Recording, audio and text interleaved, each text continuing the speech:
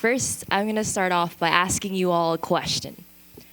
If you weren't afraid of anything, what would you do? Upon hearing this question, I'm sure you're getting even a little fearful right now, realizing that you may not necessarily have an answer to that. Maybe it's been a while since you've considered the idea of being fearless. In this talk, I'll attempt to explore why. If you ever take a look out of your car window on a busy highway, like I tend to do, you'll see that there are a lot of different people in these vehicles, moving pretty fast. But do you ever wonder about where they're heading? If they know where they're going? If they know what they're doing?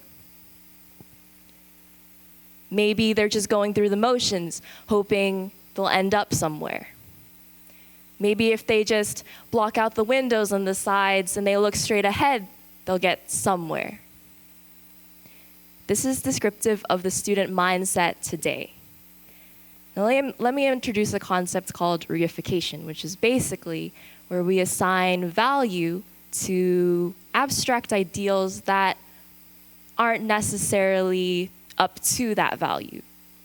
This is what students today like to do to numbers, our GPA, our rankings.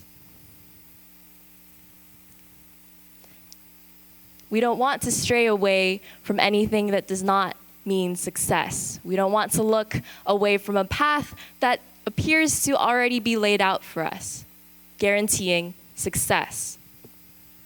To uphold any family honor or to make worth of any of our immigrant parents' sacrifices.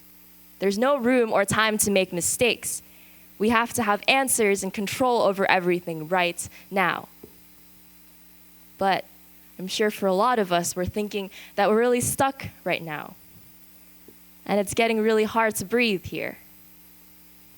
Now, I'm sure we've heard the statistics about the suicide rate at Gun in Palo Alto. We know about the hype of toxic competition, and surely a lot of us know about the depressive disorders, anxiety disorders, a bit of struggle. So, why is this important? Well, there is a problem in the fact that we know that all of this is happening, but that we're allowing it to. We are afraid to consider or try things that we don't necessarily understand, or consider things that we don't already have the answers to. We've built walls so high to prevent us from anything less than success and any possible pain. Using every little bit of our youth now to predict or to work for things that are 5 years from now, 10 years from now. These walls of fear also cover not just our academic world, but the real world. We are all a little bit more fearful nowadays. Afraid of failure, of one another, of the future, of whatever other unpredictable happening could occur in the world right now.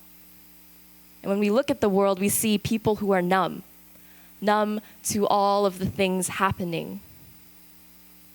Now that all of this inhumanity is happening nowadays, the next shooting, the next prejudice trial conviction.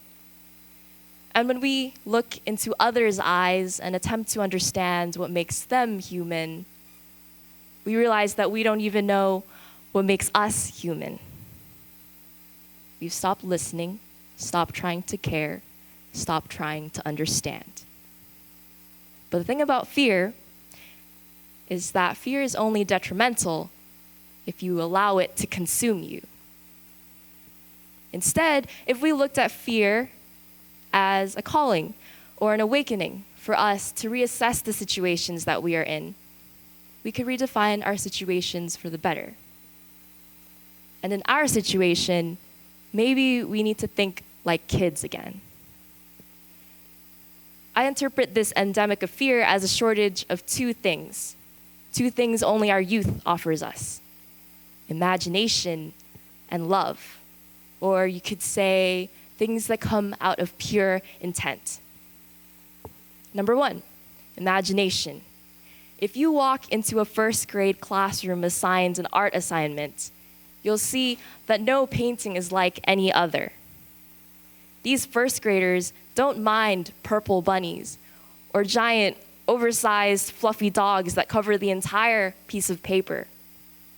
They don't fear coloring outside the lines or even making their own. I was 16 when I last visited a first grade classroom. And I forgot the last time I looked at a piece of paper, not afraid of what I would put on that, not afraid of ruining it. I also forgot that I was only 16. I was still a kid too. How could these 6-year-olds, 10 years in difference, be more fearless than I was? Maybe they were just unafraid to fail. Because in order to know how to get back up, you have to have fallen in the first place.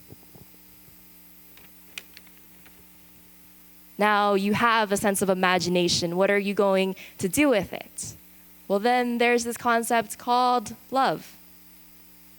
My science teacher once told me, "You kids can be the meanest beings alive, but you can also be the kindest."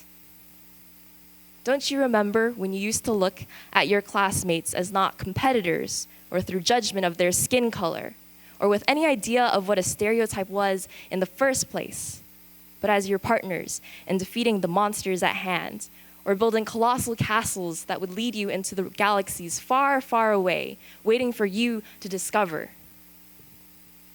This is nurtured in Club 6, a club started by my old elementary school teacher, encouraging altruistic endeavors, drawing knowledge from our environments and our various backgrounds. And these kids, they've done amazing things. They've raised, to name a few, $2,000 in coins in 5 days, collected over 1,000 pounds of food in less than 2 weeks, all out of compassion, all out of pure intent. And from this came Project 6, a growing program today expanding upon these ideals, adding high schoolers to the picture. One of our first ventures included a project called Art from the Heart, where we basically made art from the heart for various local shelters in our school district. You should have seen the way the 6th graders looked at us when they heard that they were going to help these shelters. You should have seen the way they leaned at the edge of their seats, waiting for their next assignment or for their next mission, you could call it. And from this week alone, they raised nearly $400. By acting out of pure intent and love for others, we were students challenging others to think differently from the rigid fear we were so used to. It's a reminder of what compassion gave us, what imagination gave us, the opportunity to blend what we saw in our own lives and our imagination and to create a better reality. Now at this point, I'm sure you are questioning how I have the authority to say any of this. I'm only 17 after all, but I think that proves my point. I'm only 17 after all. This matter is not a matter of what generation it is versus what generation next. It's a universal matter of attempting to take down the walls that we've all built up so high, cowering in fear, and to finally look at each other in the eyes in an attempt to actually understand. That's what the world kind of needs, isn't it?